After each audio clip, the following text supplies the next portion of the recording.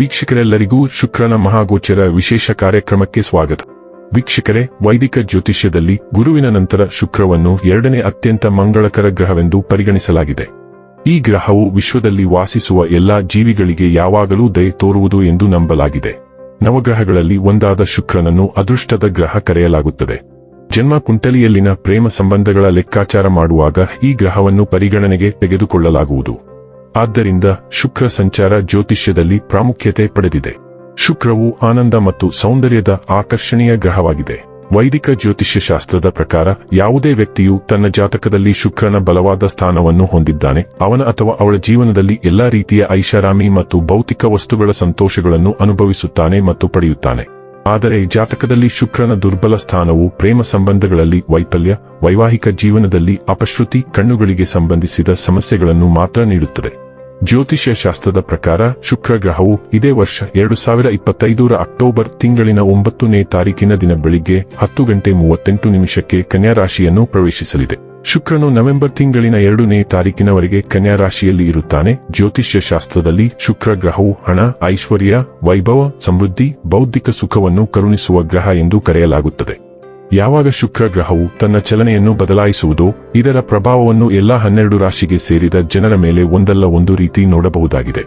ಶುಕ್ರ ಗ್ರಹವು ಪ್ರತಿ 23 ರಿಂದ 27 ದಿನಗಳಿಗೆ ಒಮ್ಮೆ ತನ್ನ ಸಂಚಾರವನ್ನು ಬದಲಾಯಿಸುವುದು. ಶುಕ್ರನ ಪ್ರತಿಯೊಂದು ಸಂಚಾರವು ಜೀವನದಲ್ಲಿ ಮಹತ್ವಪೂರ್ಣವಾದ ಬದಲಾವಣೆಯನ್ನು ತರುವುದು ಎಂದು ಹೇಳಲಾಗುತ್ತದೆ.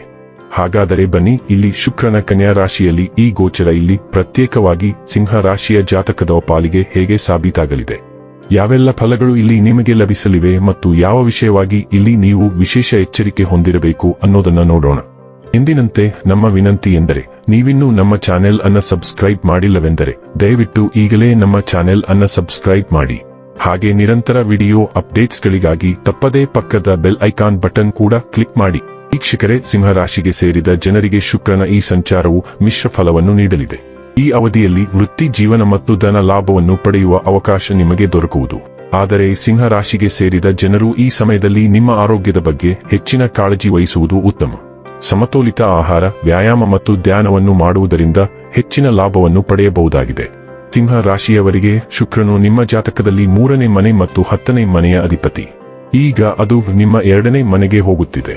ಸರಿ, 2ನೇ ಮನೆಯಲ್ಲಿ ಶುಕ್ರನ ಸಂಚಾರವು ಅನುಕೂಲಕರ ಫಲಿತಾಂಶಗಳನ್ನು ನೀಡುತ್ತದೆ ಎಂದು ಪರಿಗಣಿಸಲಾಗಿದೆ. ಕನ್ಯಾ ರಾಶಿಯಲ್ಲಿ ಈ ಶುಕ್ರ ಸಂಚಾರವು ಹೊಸ ಬಟ್ಟೆ ಮತ್ತು ಹೊಸ ಆಭರಣಗಳನ್ನು ಪಡೆಯಲು ಸಹಾಯ ಮಾಡುತ್ತದೆ. ಇದು ಸಂಗೀತ ಮತ್ತು ಹಾಡುಗಳಲ್ಲಿ ಆಸಕ್ತಿಯನ್ನು ಹೆಚ್ಚಿಸುತ್ತದೆ. ಇದು ಸಂಬಂಧಿಕರೊಂದಿಗಿನ ಸಂಬಂಧವನ್ನು ಬಲಪಡಿಸುತ್ತದೆ ಮತ್ತು ಸದಸ್ಯರೊಂದಿಗೆ ಮನರಂಜನೆಗೆ ಅವಕಾಶಗಳನ್ನು ನೀಡುತ್ತದೆ.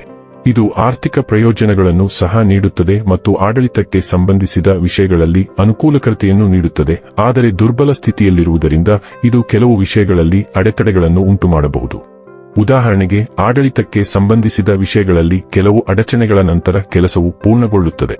ಇದರ ಹೊರತಾಗಿ ಕನ್ಯಾ ರಾಶಿಯಲ್ಲಿ ಶುಕ್ರ ಸಂಚಾರದ ಸಮಯದಲ್ಲಿ ನೀವು ಎಚ್ಚರಿಕೆಯಿಂದ ಕಾರ್ಯನಿರ್ವಹಿಸಿದರೆ ಮಾತ್ರ ಕೆಲಸವು ಪೂರ್ಣಗೊಳ್ಳುತ್ತದೆ, ಇಲ್ಲದಿದ್ದರೆ ಕೆಲಸದಲ್ಲಿ ಅಡಚಣೆ ಉಂಟಾಗಬಹುದು. ಈ ವಿಷಯಗಳಲ್ಲಿ ಜಾಗರೂಕರಾಗಿರುವುದು ಮತ್ತು ಉತ್ತಮ ಫಲಿತಾಂಶಗಳನ್ನು ಪಡೆಯುವುದು ಉತ್ತಮ. ಅದೇ ಸಮಯದಲ್ಲಿ ಸಹೋದರರು ಮತ್ತು ನೆರೆಹೊರೆಯವರೊಂದಿಗೆ ಸಂಬಂಧವನ್ನು ಕಾಪಾಡಿಕೊಳ್ಳುವುದು ಸಹ ಮುಖ್ಯವಾಗಿದೆ. ಅನಗತ್ಯ ಪ್ರಯಾಣಗಳನ್ನು ತಪ್ಪಿಸುವುದು ಸಹ ಬುದ್ಧಿವಂತ ವಿಷಯವಾಗಿದೆ. ಅಂದರೆ ನೀವು ಕೆಲವು ವಿಷಯಗಳಲ್ಲಿ ಜಾಗರೂಕರಾಗಿದ್ದರೆ ನೀವು ಉತ್ತಮ ಫಲಿತಾಂಶಗಳನ್ನು ಆನಂದಿಸಲು ಸಾಧ್ಯವಾಗುತ್ತದೆ. ಇನ್ನು ಕೊನೆಯದಾಗಿ ಈ ದಿನಗಳಂದು ಮಾಡಿಕೊಳ್ಳಬೇಕಾದ ಉಪಾಯಗಳ ಕುರಿತು ನೋಡುವುದಾದರೆ, ದುರ್ಗಾದೇವಿಯ ದೇವಸ್ಥಾನಕ್ಕೆ ಹಸುವಿನ ತುಪ್ಪವನ್ನು ದಾನ ಮಾಡಿ. ವೀಕ್ಷಕರೇ, ಇದಾಗಿತ್ತು ಸಿಂಹ ರಾಶಿಯ ಜಾತಕದವರ ಶುಕ್ರನ ಮಹಾಗೋಚರ ಮಾಹಿತಿ ಇಷ್ಟವಾದರೆ ವಿಡಿಯೋವನ್ನು ಲೈಕ್ ಮತ್ತು ಶೇರ್ ಮಾಡಿ. ಜೈ ಶ್ರೀರಾಮ್.